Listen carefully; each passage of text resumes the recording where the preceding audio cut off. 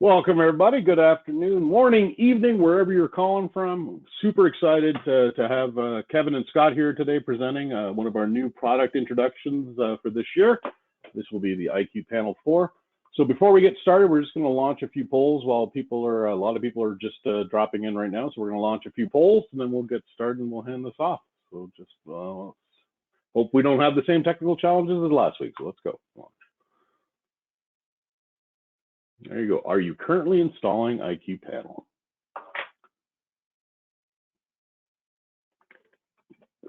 All right, 87, 88%. Well, I think that number is going to 89%. That number is definitely going to go up after this this webinar. That's for sure.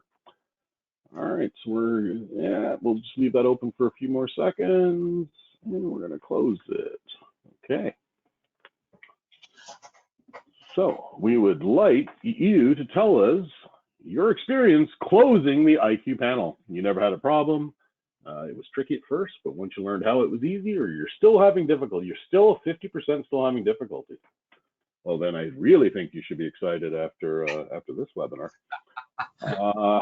Very excited. And if you haven't, go look on our closest YouTube channel, and there's an awesome video from Kevin actually giving some tips and tricks on how to close IQ Panels simply. So yeah, about 58% tricky at first, 31% are still having difficulty. So we'll close that up. All right, well, a couple more while we're letting people get in. Lots of people registering right now. And what percentage of your installs are table mounted?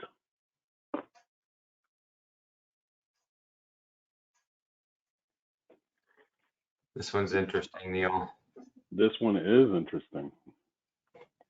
About 20% have never used a table stand, and 61% are about, between 1 and 25%. Very interesting. We'll leave that poll open for just a few more seconds. A lot of people just still getting in a little slow today, so it's okay. There we go. So, very interesting results. All right. 2 more, 3 more.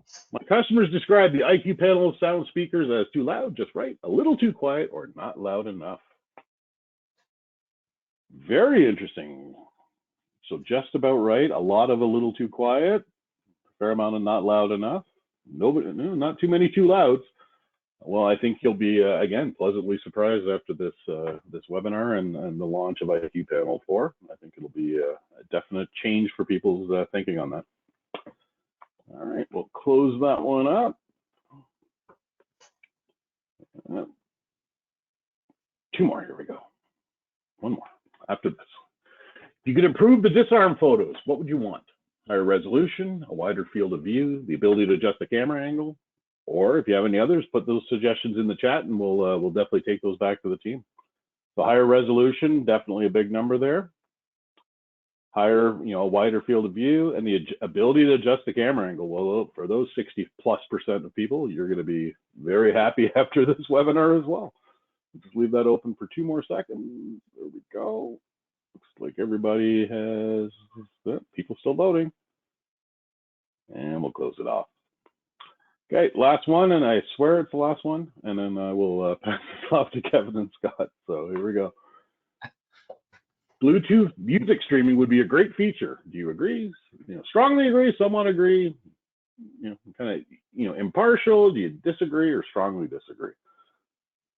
All right, so interesting.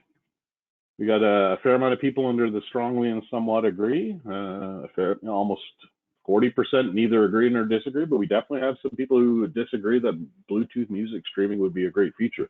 Well, hopefully we can change your mind after today. And we'll leave that open for just a couple more seconds, a couple more people to vote. And close. There we go. All right. Well, Scott, Kevin. Awesome. Yeah, thank you, Neil. Really appreciate that, and appreciate everybody voting on the polls. Those really help us not only gauge this conversation a little bit, but also as we take this information back to the product team and kind of digest that internally. We love to hear your thoughts and your feedback, and that's a big part of why we do these webinars. Is to engage, to get to know you better, to make sure we're listening, and to make sure you are in the loop with what we're doing. So really appreciate everybody being here today.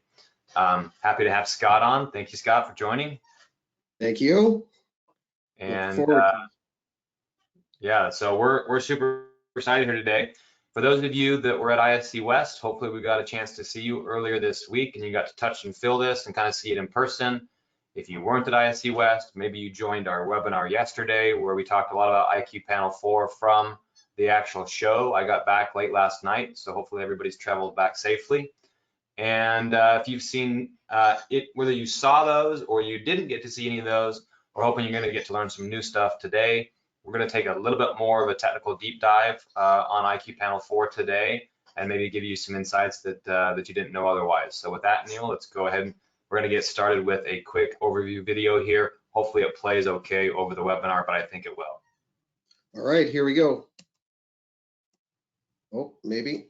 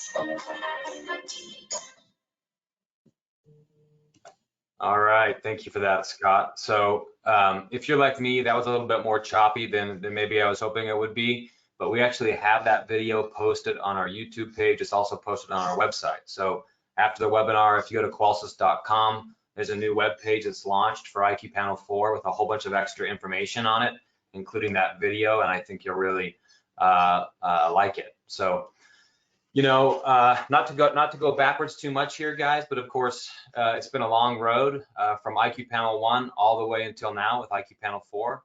So if you'll move the animation forward there, Scott. Of course, we had IQ Panel 2 launched in 2016.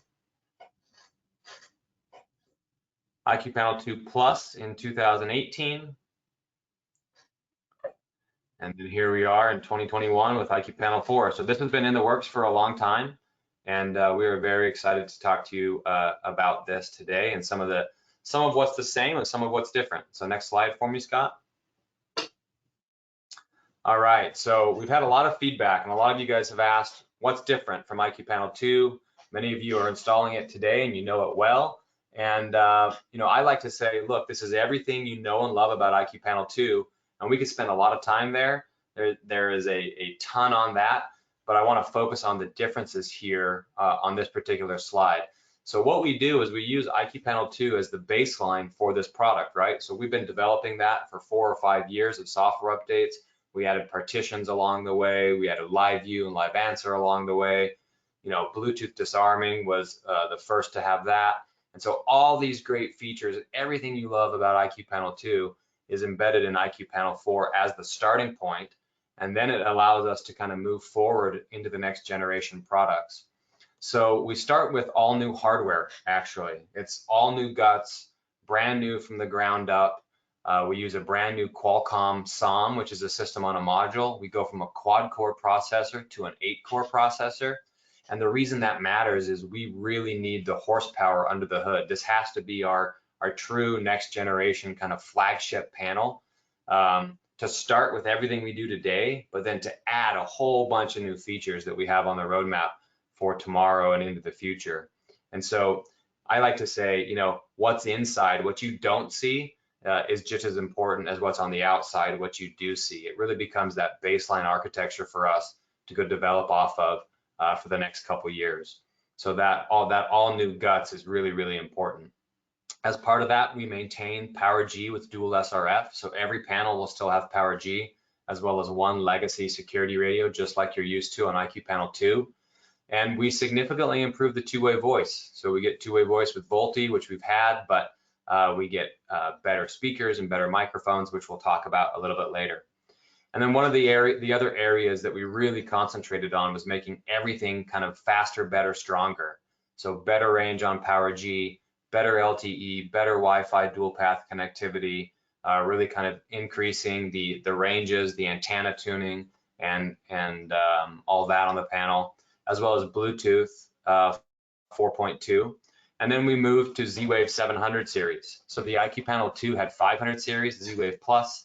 We've got the brand new 700 series controller in this panel, and ZWave 700 series gets excellent range, faster speed, all kinds of new things to really improve the ZWave experience on the panel as part of that chipset.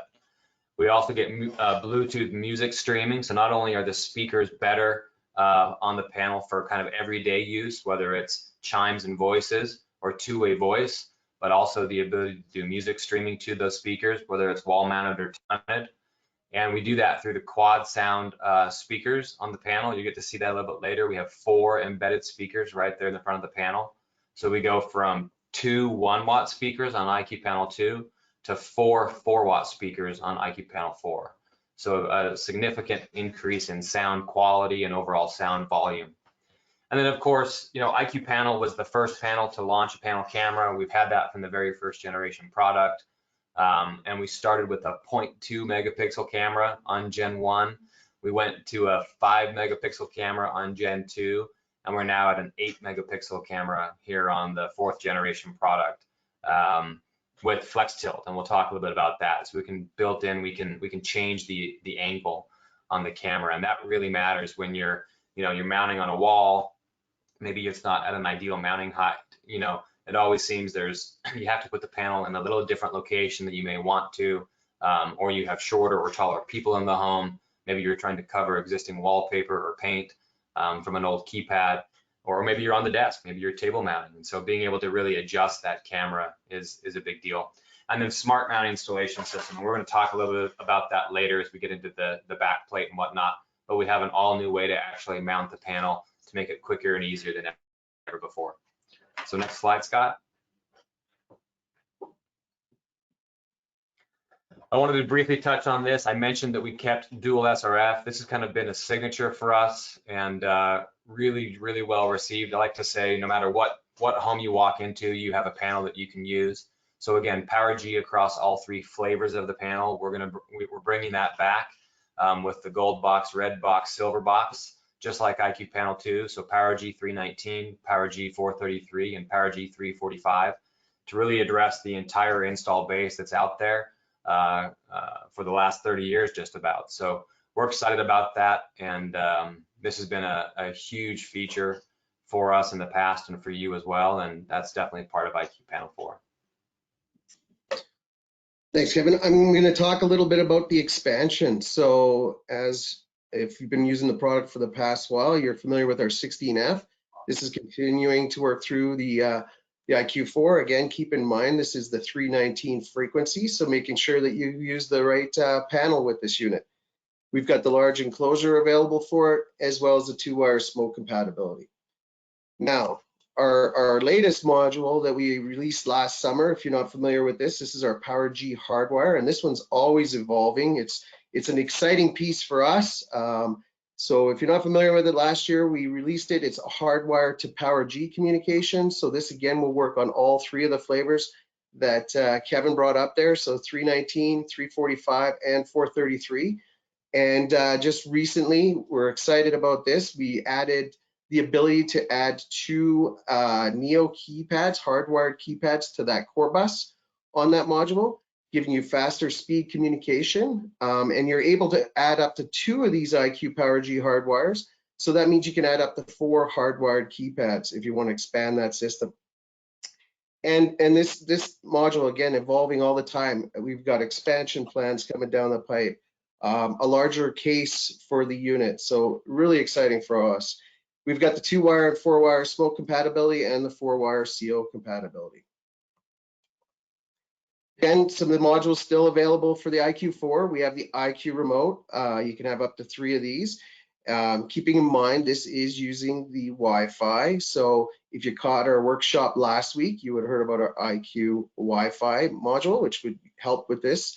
And then with the PowerG keypad, so we had the older WS9 LCD WF9, but with recent firmware changes, we've actually allowed the wired-free Neo keypad to be compatible with the IQ4 as well. So that's pretty exciting for us as well. So now you got options there for a wired-free keypad with the Neo version. Hey, Scott, I hate to interrupt you for a sec, but when you were talking about the IQ Hardwire PowerG, is there plans to add zone expanders or anything to that? There is, Neil. Great question. So coming down the pipe is the ability to add our Neo expansion boards to that core bus. So now we can expand that hardwire compatibility on this unit. Hey, Neil, is there a power supply going to be available for this as well? Ironically, Scott, there is. Awesome. That's pretty exciting news for us. Like I say, this one is always evolving, and I mean, I look forward to all the changes with this unit. So. And hey guys, I'm just going to comment. I see a lot of great questions coming in here to the chat, asking questions about PowerG, different compatibility, things like that. So please, if you've got a question, chat them in. We've got Joel and others answering these, so keep those questions coming. All right. So another great feature still continuing in the IQ4 is the partitioning. So great for that small business. In my area as well, we have what we call carriage homes. So they have the main home, and then you have the ability to have a detached garage with a mother-in-law suite above it. And, you know, having the ability to arm and disarm all of them at once or individually, a great feature, again, built into here. Global sound distribution for all alarms, as well as you now can assign Bluetooth disarming to specific partitions. So pretty excited about that. And again, great for those small business with a, you know, office, server room, warehouse applications. Continue with our partners at alarm.com. We still have the ability to answer the front doorbell through the screen, and still have that ability to unlock the door, disarm the system, speak to whoever's at the other side. So a great way to, you know, keep your home secure as well and not having to answer the door. I think this is a great application for those younger children that are old enough to be at home, but you don't want them answering the door. Now they can see who's at that door. So. And still continuing with the alarm.com cameras, indoor, outdoor. And if you have the cameras that have the audio built in, then you can still, you know, use the mic through the camera and speak to, you know, children, loved ones. I'd be yelling at my dogs half the time, but that kind of thing. So yeah, you got that feature still all built into the IQ4. All right, turn that one over to you there, Kevin. Yeah, thanks. And you know, one of the other things that continues forward from IQ Panel 2 is the home control page, right? And so you may have not seen this page before, but we actually have the ability to turn off the security page on the panel and have it just be a home control only device. And we see that a lot in smart apartments. This is an up and coming segment. I talked to many of you at ISC who are starting to play in this segment or kind of leading with automation and maybe adding security after the fact. And that's a great way to turn the panel into an automation only panel from a usability or UI perspective. And it's just a setting that you can quickly enable. And then the wellness page, same thing here, right? So we have a lot of people who do wellness only systems or maybe add wellness in addition to what they're doing. So a very flexible UI that continues forward from Gen 2 into the Gen 4 panel here, and being able to have that panic button directly on the screen, more like a traditional PERS type system. Hey, Kev, I'm just, we got a really good question from Bob up in Ottawa. Will the IQ water valve eventually make it onto the home control page so that we're not having to go through other ZWave devices to get to it? Yeah, that's a great question, Bob. We've been talking a lot about that, and I think there's definitely some changes to come there. It's definitely a little bit buried today on the panel for that and a few other devices as well. So bringing that to the forefront of the UI is definitely something that we want to do. Appreciate that. Scenes, sorry. So scenes here on the panel. Yeah, definitely like the ability to add scenes. Again, this is something that's that can be turned on IQ Panel 4. You can run scenes directly from the panel. This actually syncs with alarm.com. So when you set scenes from alarm.com, you can customize the icons, the colors, the actual scenes that are run. All of that pushes down to the panel and stays in sync with the app. So you get that really nice seamless experience, whether it's at the panel or at the app. So we're excited to be able to bring that back for IQ Panel 4 as well. It's a great feature that a lot of people love to use. And then Smart Start, you know, it's funny, someone's texting me right now about Smart Start. This is something that not a lot of people know exists or use, but I love Smart Start. I happen to have a lamp module plugged in here behind me, and you'll notice all of our new lamp modules actually have a QR code directly on the top. So instead of actually having to run around the house and press the button on the module, press the button on the panel, kind of go back and forth, you can actually enter Smart Start directly on the panel and just hold it up to the panel camera just like this. It scans it, it auto learns it, and then when you go place the device and it powers up, the device automatically syncs with the network. No need to run around and press buttons on both sides of the equation. So Smart Start's a really cool feature enabled by the IQ Panel camera. And then quickly, language translation. You know, I won't spend a lot of time here, but I think we're up to something like 17 different languages. So lots of different languages and options there, depending on the area where you're installing. Whether it's, you know, in the U.S., it may be in a certain area that speaks a different language, or a regional thing, or up in Canada.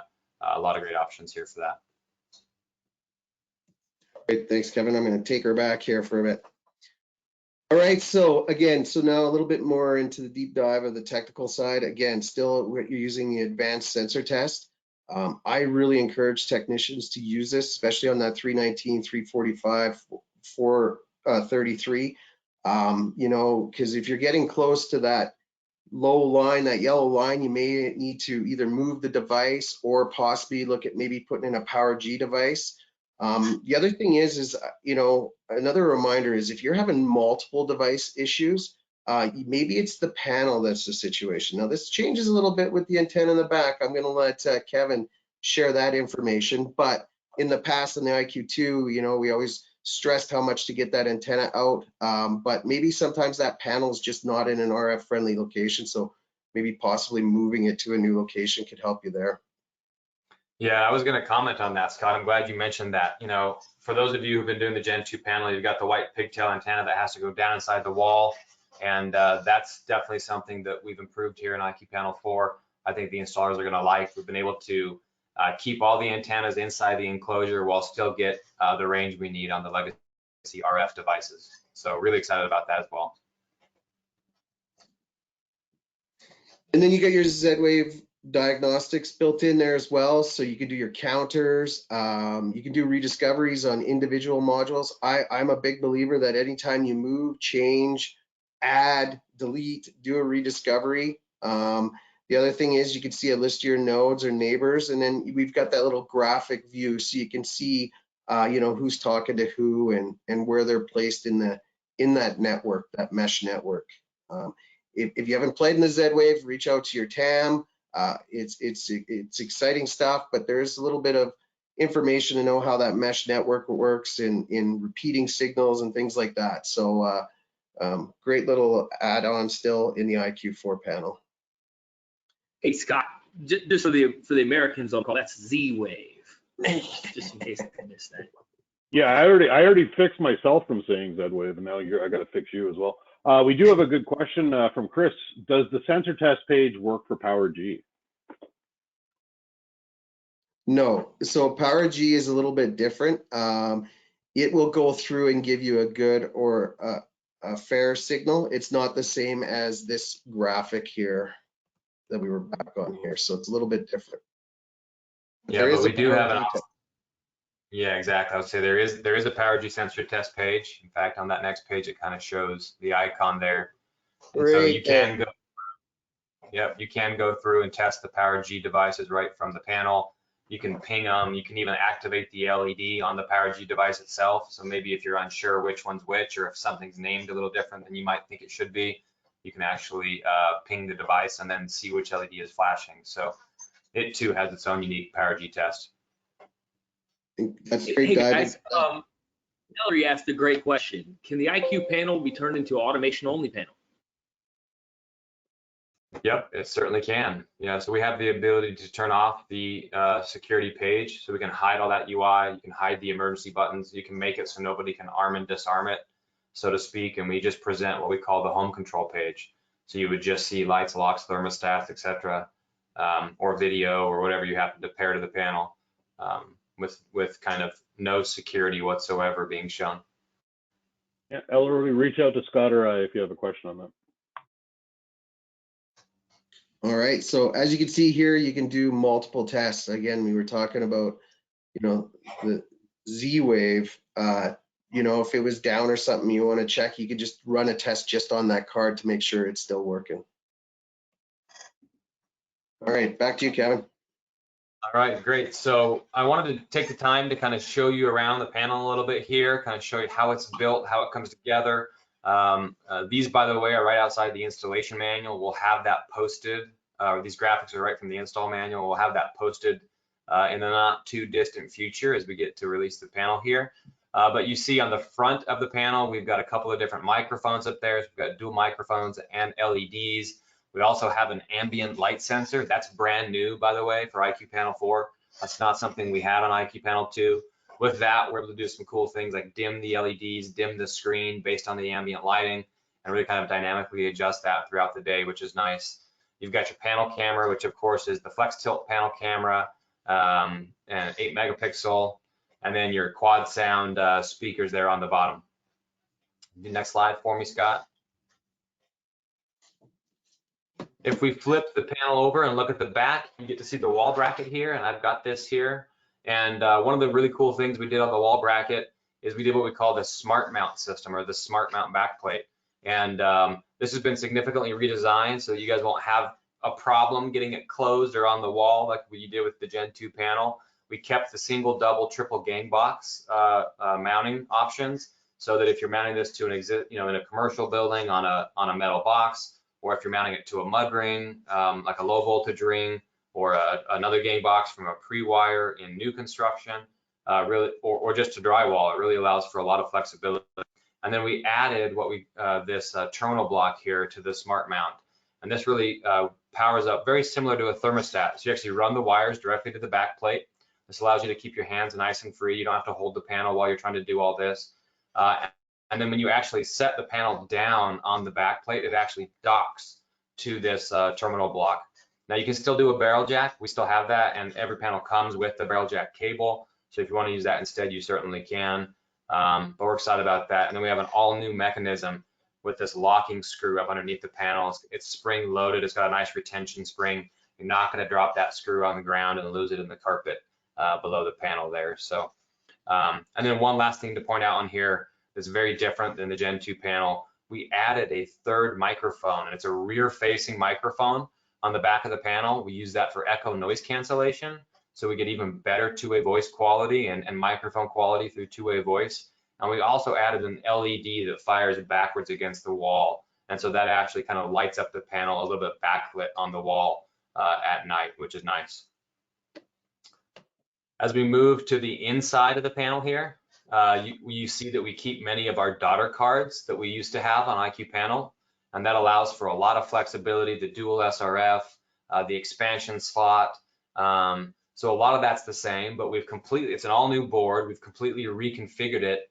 ZWave is no longer a daughter card. So if you're used to ZWave on the IQ Panel 2 being a separate daughter card, that goes away. ZWave 700 series is now down on the board, and we have a great antenna layout for that to get really good Z-Wave range on this panel, more than double the Z-Wave range from IQ Panel 2, which is great.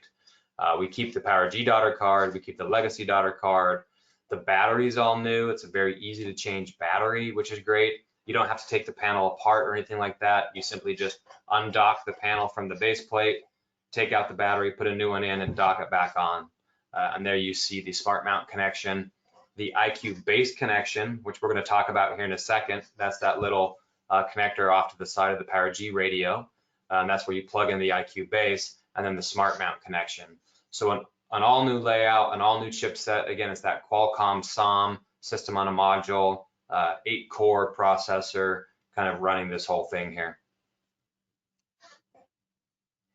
And then powering, we stick with the 7-volt transformer, so it's the same transformer from IQ Panel 2 for now. So that way it's really easy to kind of rip and replace if you need to. You've got your positive and negative connection, you've got your barrel jack connection. And again, we've done a lot of work here to optimize that transformer to give you maximum wire run. This here again is from the install manual. It says 100 feet on 18 gauge. That's very conservative. You can go almost double that if you do the voltage drop calculation. So we're excited about that as well. All right, now this is again about the wall mount here, right? So this is, I'm not gonna go through the entire graphic, but this talks about our tamper, talks about getting it on the wall, the breakaway post for UL 1610. So we're commercially rated right out of the gates. So we have, you know, all the residential fire, residential security, and commercial security ready to go from day one for launch. So that's something that's very exciting. And then super easy to mount on the wall. Set that bottom screw and you're off and running. Now, if you're not going to do the wall mount bracket, we actually have a table stand, and I don't have one here, but you can see it in the graphic. And all you would do is you would unscrew the wall mount, take it off, and then the table stand fits right in place. So it's an all new table stand design. Instead of the Gen 2 table stand, which was kind of flimsy and clicked into the back plate, we have a really elegant solution for your table mount installs if that's something you're interested in doing. That fits right into that smart mount bracket. Looks nice and clean too. Yeah, it is. And then one of my personal favorites, the IQ base, and I do happen to have a couple of those here. These ones are a little bit earlier prototypes on my desk, but these are wrapped in fabric. They come in gray, they come in charcoal, depending on which panel you're using. They can match the white panel or the black panel. I haven't showed that to you here today. Here I've got kind of a mock-up of the black panel. And here you can see the quad sound speakers inside here, the 4 big speakers, all contained in these 2 kind of sealed enclosures. So we get really good audio quality out of this. And here it is with the charcoal base on the back. Now, the unique thing about the base is that you'll see here, you actually make that connection into the back of the panel with that IQ base connection. And that's the only connection you have to make. You just plug the IQ base directly into the back of the panel, and then you plug in your barrel jack into the bottom of the IQ base, and it actually transfers power all the way through. It powers the subwoofer, it powers the panel, it powers everything off that single connection. And so you end up with this kind of modular system where you can have a wall plate, a traditional table stand, or the IQ base speaker table stand, really based on your preference, your choice, and what you want to do with your customer. That's something we're super excited about. All right, lastly, I wanted to point out one quick thing here. We're nearing the end of the presentation, you guys, but for those of you that are very familiar with Bluetooth disarming, we kept that. That works very well. You pair it the exact same way you're used to. So you pair your phone directly to the panel through the Bluetooth, but you'll remember that we were doing what we called a passive connection to the panel. And so that way, your phone would here in the first screen, it would show not connected. It would be connected on the panel side, but not connected on the phone side. You didn't have to have that kind of active phone connection in order for Bluetooth disarming to work. And you still don't. So if you're just doing Bluetooth disarming, that's all you have to do. Simple, straightforward, just like you always do. However, if you want to do Bluetooth streaming, all you have to do is go back into your phone and touch the device that you want to be connected to. And when you do that, it will actually spin around a couple of times, and then it will show the connected status. And once you're connected to the Bluetooth speaker actively or to the panel actively over Bluetooth, then you can go ahead and play music. All the sounds from your phone will go through the panel. And that's whether you're using it on the wall with the 4 front-facing speakers, or whether you're using it on the table with the IQ base kind of subwoofer speaker. No matter how you're doing that, you're going to be able to play music to it regardless. So it's not like you have to get the IQ base in order to stream music. That's just if you want to have that additional kind of fullness of sound and you're mounting it on the table anyway. That's a great way to do that. Great. All right, you guys. So I know we were short on time. We were trying to go fast on purpose. These are meant to be bite-sized technical webinars here. I just wanted to reiterate that we're super excited to take all the features and benefits from IQ Panel 2, port that forward into an all new form factor, brand new powerful hardware, new speakers, new camera, better two-way voice, ZWave 700, you know, all the features and benefits that we see over the last 4 years of development coming into an all new form factor. So that's something we're super excited about. And you wanted to say something, Scott? No, I just, it's exciting for all of us to be out there pushing this new product. So I'm excited about the new additions as well. You know, faster response as well. That's great stuff. So, and I know we're over time here, so we appreciate your extra time. Is there any questions, Joel, or did you guys get them all, or do you want to? No, we got all the questions. Great job, guys. As a reminder, there will be an after workshop survey. Please, you know, take a few moments. It'll pop up once the webinar ends. Just please take a few moments and just fill it out. Give us some feedback and what we could do better, what you'd like to see in the future. Other than that, we've answered all the questions. So awesome. Great job, guys. Perfect. Thank you, guys. Have a great day. We'll see you next week.